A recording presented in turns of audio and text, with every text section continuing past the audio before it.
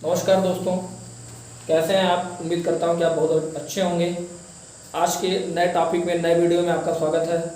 आपके अपने YouTube channel math lover UP योद्धा में आपका बहुत बहुत स्वागत है। आज मैं आपको एक नए और इंटरेस्टिंग टॉपिक की तरफ लेके चलता हूं। ध्यान दीजिएगा, बहुत ही अच्छा टॉपिक है, उसको हम लोग अच्छे से पढ़ेंगे और वीडियो के अंत तक बने रहेंगे तो यह वीडियो आपके लिए बहुत ही लाभदायक और बहुत ही हेल्पफुल होने वाला है। ध्यान देंगे, आज मैं एक आपको नए टॉपिक की तरफ लेके चलता हूँ जिसका नाम है किसी बहुपद के शून्यकों और गुणांकों में संबंध। मैं उस दिन आपको बहुपद बताया था, पिछले वीडियो में आपने बहुपद देखा होगा। मैंने बहुपद को दो भागों में बांटा था, एक पद के आधार पर और एक घात के आधार पर। उसमें मैंने आपको सब कुछ बता दिया था, तो आप देखे होंगे तो आपको वीडियो बहुत अच्छा लगा होगा। तो आज नए टॉपिक की तरफ, जो हमारा टॉपिक है किसी बहुपद के शून्यकों और गुणांकों में संबंध, तो इस पर हम चर्चा करेंगे। आप ध्यान से देखिएगा वीडियो। लिखा है कि किसी बहुपद के शून्यकों और गुणांकों में जो संबंध होता है उसका जो जनरल फार्मूला है, व्यापक रूप है, वह है ax² + bx + c है, जहां a is not equal to 0 है। इसका मैं दो चीज आपको बताता हूं। जैसे अगर कोई गुणनखंड लिखा, मान लीजिए ऐसे लिखा 5x² + 2x + 7 = 0। इस फार्मूले का मतलब पहले समझ लीजिए। आप देखेंगे, मैं इसके नीचे जस्ट इसका फार्मूला लिख रहा हूँ, ax² + bx + c = 0। एकदम ध्यान से देखिएगा वीडियो। यहाँ आप देखेंगे a बराबर क्या है 5, b बराबर क्या है 2, c बराबर क्या है 7। जहां मैंने लिखा है फार्मूला, जो आपने व्यापक फार्मूला जो आप यहाँ मैं लिखा हूँ ग्रीन बोर्ड पे, जो आप देख रहे हैं, वहां मैंने लिखा है ax² + bx + c = 0 मैंने लिखा है। तो आप ध्यान देंगे, जहां मैंने लिखा है a is not equal to 0, इसका मतलब x² के बगल में अगर कोई अचर पद दिया गया है तो वह 100% 0 नहीं होना चाहिए। तो हम ध्यान देंगे, a का मान 5 हो गया, b का मान 2 हो गया और c का मान 7 हो गया। तो आप यहाँ देख रहे होंगे कि जो मैं a is not equal to 0 लिखा हूँ, वहाँ a का मान 5 है, 0 नहीं है। इससे एकदम 100% आप एकदम प्रूफ हो जाइएगा कि a का मान 0 नहीं रहेगा। और इसका दो ठो फार्मूला है, मैं फार्मूला दोनों लिख दे रहा हूँ, दो ठो फार्मूला है, इसको मैं इरेज कर रहा हूँ। ध्यान देंगे, दो फार्मूला है इसका। पहला फार्मूला जो है इसका,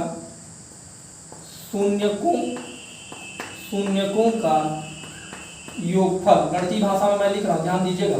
शून्यकों का योगफल बराबर होता है, इसको मैं कहता हूँ alpha plus beta. Alpha plus beta बराबर होता है -b/a, -b/a।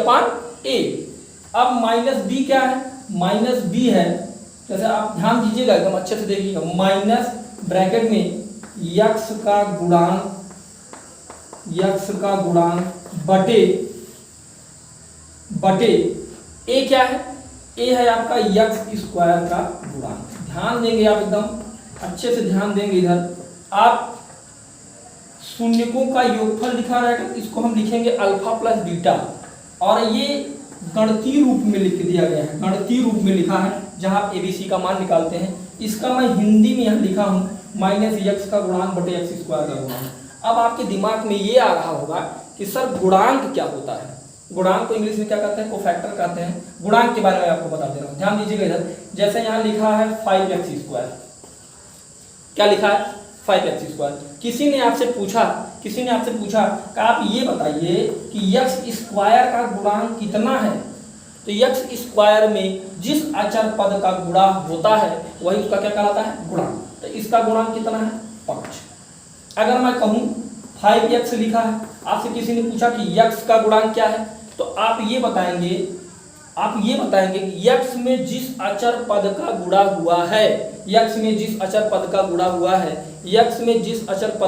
हुआ है, वही उसका क्या कहलाता है, गुणांक। यहाँ x का गुणांक क्या होगा, 5 होगा। अगर और एक चीज, अगर मैं यहाँ लिखूं, ध्यान दीजिएगा, जैसे मैं लिखूं -10x, क्या लिखूं -10x। आपसे फिर किसी ने पूछा कि आप ये बताएं कि यहाँ x का गुणांक क्या होगा। यहाँ x का गुणांक क्या होगा, -10 होगा, क्योंकि जो 10 है वो कैसा है, ऋणात्मक है, इसीलिए यहाँ x का गुणांक कितना होगा, -10 होगा। अब इस फार्मूले पर मैं एक क्वेश्चन आपको बता रहा हूँ, एग्जाम्पल। जैसे अगर लिखा हो x² + 5x + 1, आपसे पूछा कि आप इसका अल्फा प्लस बीटा निकाल के दिखाओ, शून्यकों का योगफल निकाल के दिखाओ। आप करेंगे क्या, आप लिखा माइनस बी अपान ए, एकदम कॉन्सेप्टेड है, एकदम ध्यान से देखेंगे आप। यह ए है, क्या है, ए है, यह बी है और यह क्या है, सी। मैं इसी के नीचे लिख दे रहा हूँ, ध्यान दीजिएगा, A X square plus B X plus C, एकदम ध्यान से समझिएगा। यह क्या है, ए है, यह क्या है, बी है, यह क्या है, सी। आप फार्मूला आपके सामने लिखा है, अल्फा प्लस बीटा बराबर माइनस बी अपान ए। तो बी की जगह क्या है, बी की जगह क्या है 5, माइनस आगे है तो -5 बटे